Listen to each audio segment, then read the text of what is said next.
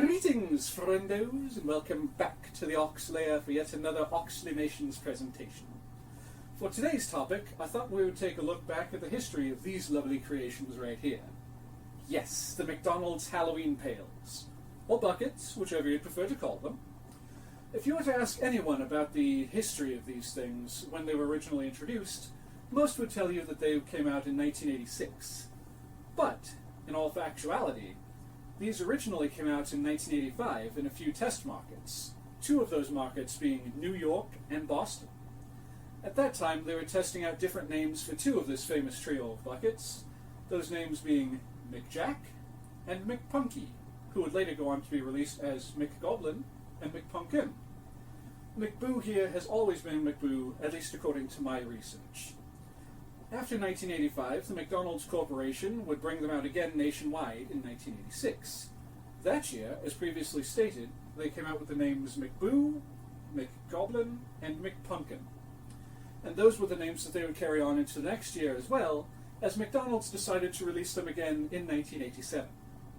One of the ways to distinguish a 1985 pail from the 1986 to 1987 brethren, aside from looking at the name printed on the backside, and the copyright info on the bottom, is to look at the lid, because with these 1985 pails exclusively, they had these 4 different holes with a mesh-like grid on the top, whereas the pails from 1986 and 1987 had 6 holes on the top and this plus sign-like pattern, as you can see before you.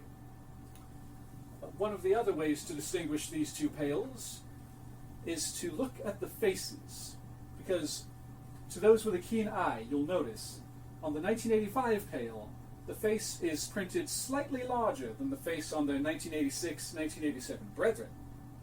You could say these bad boys were a big hit. However, in 1988, the pails did not return. Oddly, while there weren't any Halloween pails put out that year, the Golden Arches did decide to put out a set of Easter pails. There were 3 to collect, each one molded in white plastic with a different colored bunny face on the front, even though each of the buckets was molded in the exact same shape as the pumpkin pails of previous years. Anyway, in 1989 they brought back the pails, but this time with a twist. Instead of being the same trio of pumpkins that people had come to know and love, that year they decided to ditch McBoo and McPunkin here, and in their place they added a witch and a ghost to the crew, while keeping McGoblin here as the only pumpkin that year. The witch and ghost, while not having their names branded on the back, like their pumpkin predecessors, were instead named through television advertising as McWitch and McGhost. Also that year, Ronald gave out little books of Halloween certificates. How'd you get turned around? Also gave out little books of Halloween certificates, which one could redeem for ice cream cones, sample-size sundaes, and other treats, as well as a bonus mail-in certificate, where one could send out for a Roger Rabbit plush, which one could then get when they buy a copy of the film Who Framed Roger Rabbit on VHS. Unfortunately, that was one of the things I could not procure for this episode, and I can't find my copy of Who Framed Roger Rabbit, so we'll just move on. Now, I will openly admit that getting a coupon for a sweet treat seems like a better deal than getting a plastic bucket, as those coupons could net you a trip to the Golden Arches. That is, of course, until you remember that these plastic buckets could be used to carry around your trick-or-treating goodies and will last you far longer than any silly blob of ice cream, no matter how tasty it is.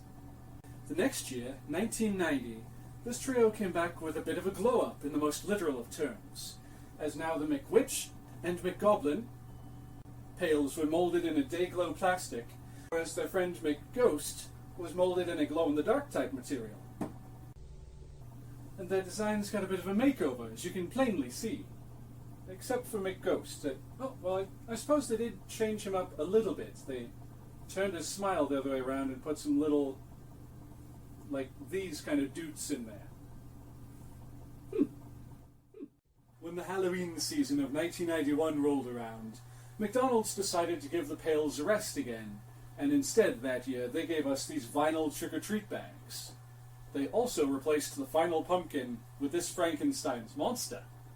In 1992, the pails made their return with yet another twist. This time they'd yet another overhaul to their designs, and I brought back our boy the pumpkin pail.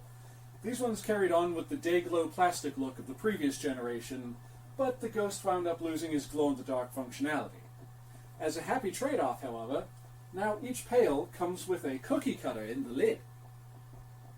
In 1993, the Golden Arches decided to put the buckets on hiatus once again, and instead that year we were graced with the Halloween-themed McNugget Buddies. Obviously this isn't the full set, this is, just what I've been able to find locally at like thrift stores and resale shops. And technically this guy is new from this set. He's from the 1996 set, I believe. But his hat here is from the 1992 set, so that's good enough for me. With the spooky season of 1994, the buckets were back. This time, to change up the formula, that old clown Ronald changed their designs again. They kept their cookie-cutter lids, but this time the witch was purple and had a black cat in her hair instead of the usual spider that she usually carries. The ghost had a backdrop featuring more lost souls, and the pumpkin lost his nose and got a really goofy grin, and now his curves are accentuated with black lines around the sides of the bucket. After the 1994 season concluded, the buckets would not be seen again until 1999. This time around, there were only 2 pails to collect, one in orange plastic and one in white plastic. They also completely ditched the whole idea of having individual characters like the witch, ghost, and pumpkin in favor of a Halloween-themed scene involving Ronald and Company as they appeared in their short-lived direct-to-video series, The Wacky Adventures of Ronald McDonald. Although the buckets did continue to carry on with the cookie-cutter lids, and even added a new cookie-cutter in the form of a bat. In the years following, the Halloween pails would only show up again 8 more times, including one brief appearance in 2016 to celebrate the 50th anniversary of It's the Great Pumpkin Charlie Brown. The most recent of these appearances by the Halloween pails would be this past season, where Ronald decided to bring back the classics from the 90s. McWitch, McGoblin, and McGhost, whom I was thankfully finally able to get a complete set of before I recorded this video. Obviously, duh. This time around, as you can plainly see, the buckets do not have lids, which seems to have upset many die-hard fans of the original pails.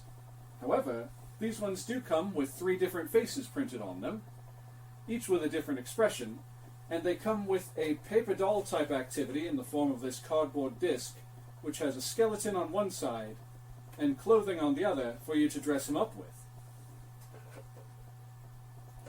Also, to kind of get around the whole not having a lid thing, the McDonald's Corporation incorporated a lid shape into the handles of each of these buckets.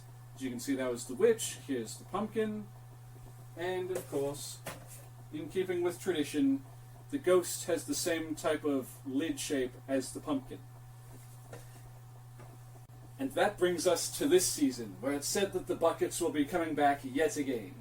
And when they do, you can bet your sweet Bippy that this ghoul is going to be getting my hands on some to make a video about them for you all to enjoy. With that said, I would just like to end this off by saying a hearty thank you to each and every single one of you watching. It truly does warm my cold little black hearts that you keep coming back to these videos, and it truly means a lot to this old ghoul. With that out of the way, I'll just say, viewers beware, and subscribe if you dare.